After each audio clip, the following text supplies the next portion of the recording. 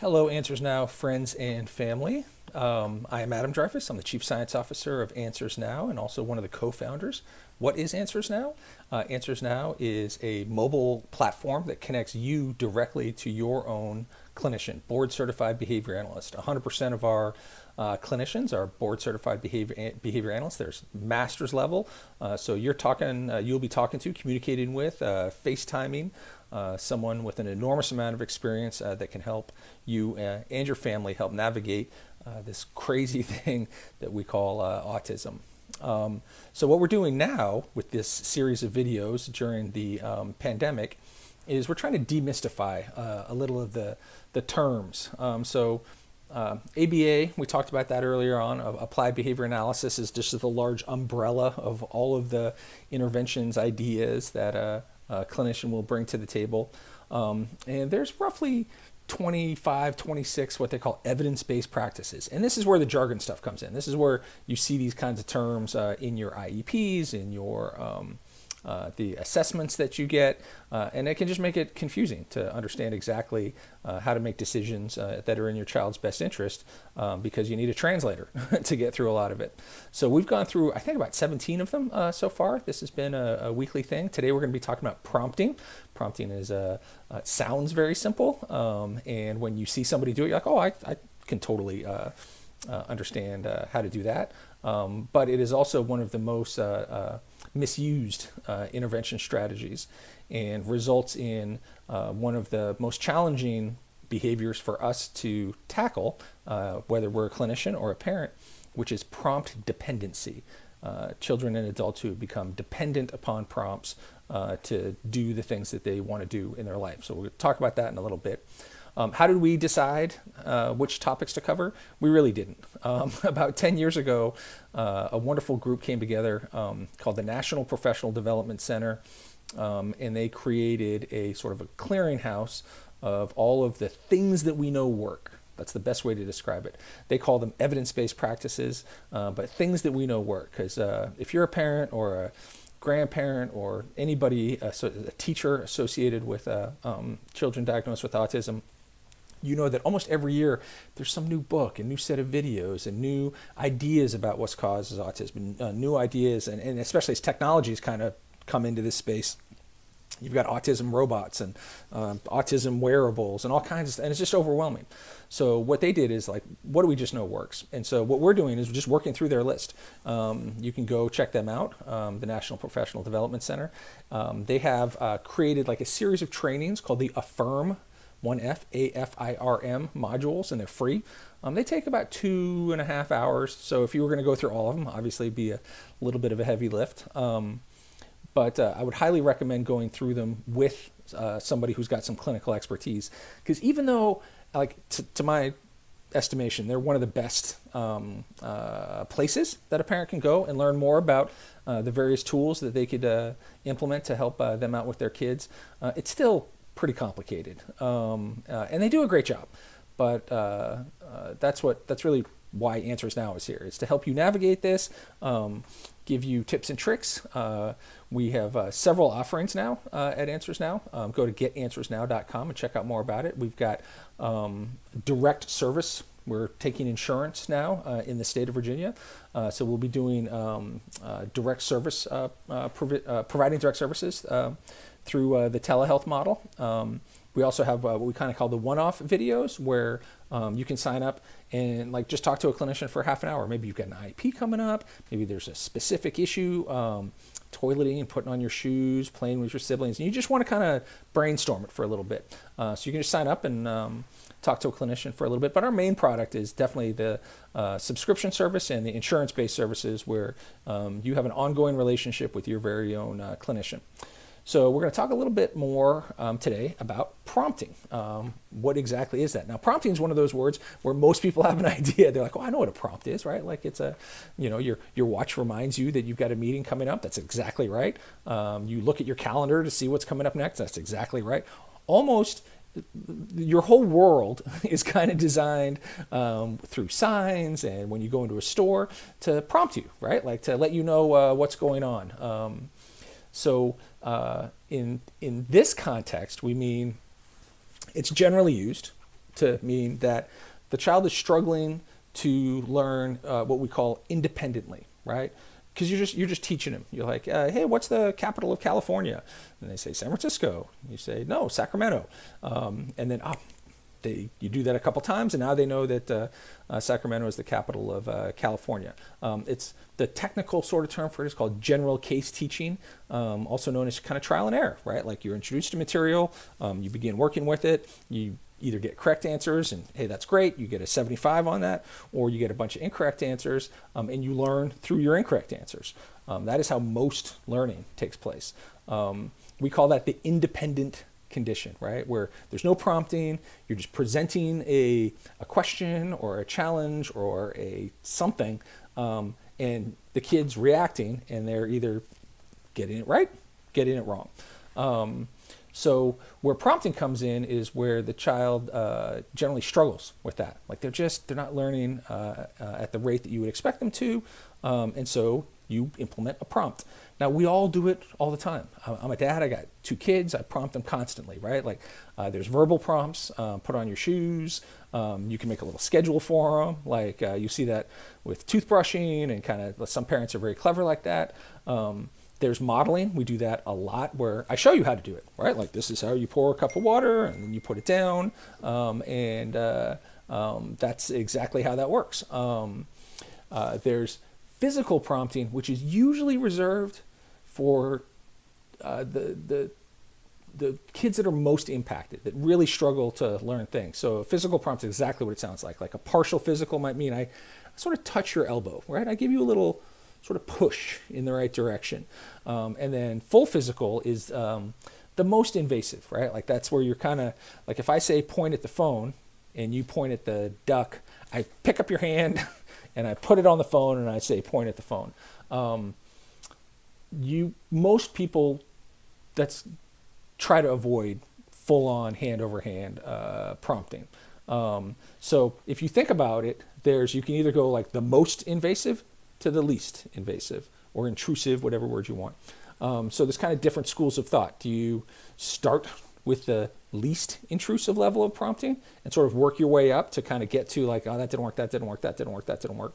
You don't have to go in the exact sequence. This is where a good clinician or a parent who's been doing this for a while, you want to find out what works best for your kid.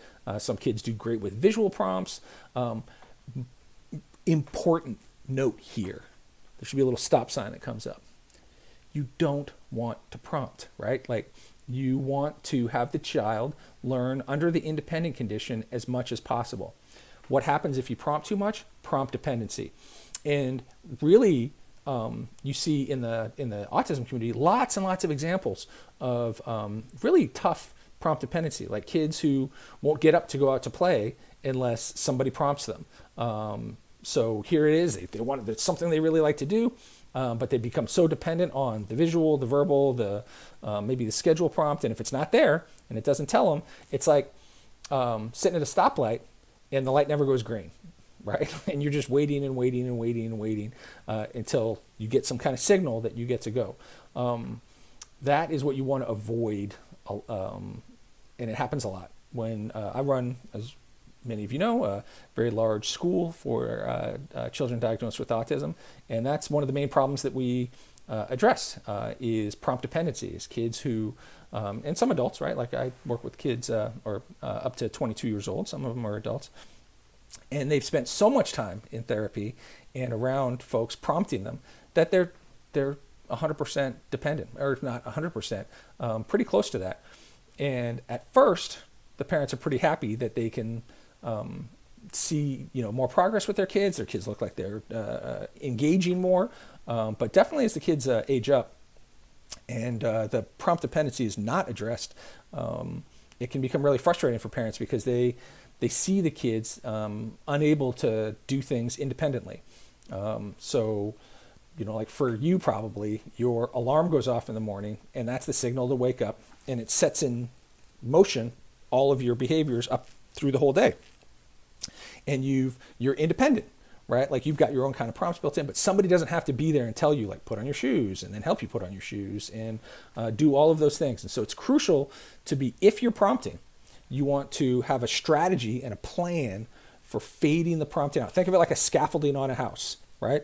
The scaffolding goes up on the house only for as long as it's needed, and as soon as you don't need it, you take it away. And what happens is, because prompting really helps,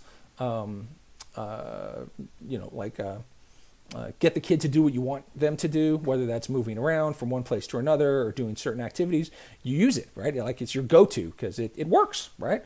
And you don't have a strategy for like, how do I stop doing this? How do I stop having to prompt everything? So these are great questions to ask your clinician.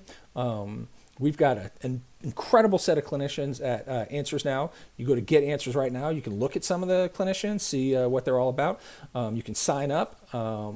We do text-based support. We do video support. We do direct instruction support. But it's especially if you've got a kid where you're like, oof, my kid's pretty prompt dependent. I hear what he's kind of saying. You're going to want to get some assistance and some eyes on that to help you out. One of the lesser known ways to go about prompting, but that can be very powerful, and if you kind of internalize it and get good at it, they don't talk about it very often, but is you delay the prompt a little bit. So you might ask like, what time is it? And instead of giving him the answer right away, it's 8:30, you delay your correction for a couple of seconds. This is important because this is the best way to fade prompts, right? Like instead of just giving them the prompt, you mentally like do a 1 count. We call it the 1 second time delay, 2 second time delay, 3 second time delay. And you begin to increase that space between what you're asking them originally and when the prompt occurs. So you give them more opportunities to respond somehow, to either it could be the wrong answer, but then you correct them. But hopefully they give you the right answer. There's a word that comes up a fair amount clinically and isn't used enough, I think, in helping out parents is latency. That just means how long does it take before something happens. And a lot of kids on the spectrum, it takes them a couple of seconds. It takes them a little bit longer than typically developing folks to process something and answer a question. I will say, like, here's a perfect example of it. I came into a school working with, they introduced me to a child in one of the classrooms, and they said, he's got great listening skills. He totally understands what we're saying, but he doesn't talk at all. We think he might be mute. We're not sure. But he, if you tell him, like, go to the office and get the yellow folder off of the green desk on the second office on the left, he'll go do it. And interestingly, he knows sign language, which is not super surprising. Kids are very visual. Gestural communication is sometimes easier for them to adopt than spoken communication. So he had sign language, but he could listen. He could hear. He wasn't deaf. He perfectly understood. And so I said, well, show me how you work with him. Are you trying to get him to talk, or is it? I said, oh yeah. We work on it all the time. So they sat down with the kid and they said, all right, say phone. What is this? What is this? This is a phone. It's a phone. I talk on the phone. It's a phone. phone. And I said, oh, okay. And the kid's sitting there and he's not responding. I said, okay. Let me try something. So I sat down across from him and I said, what is this?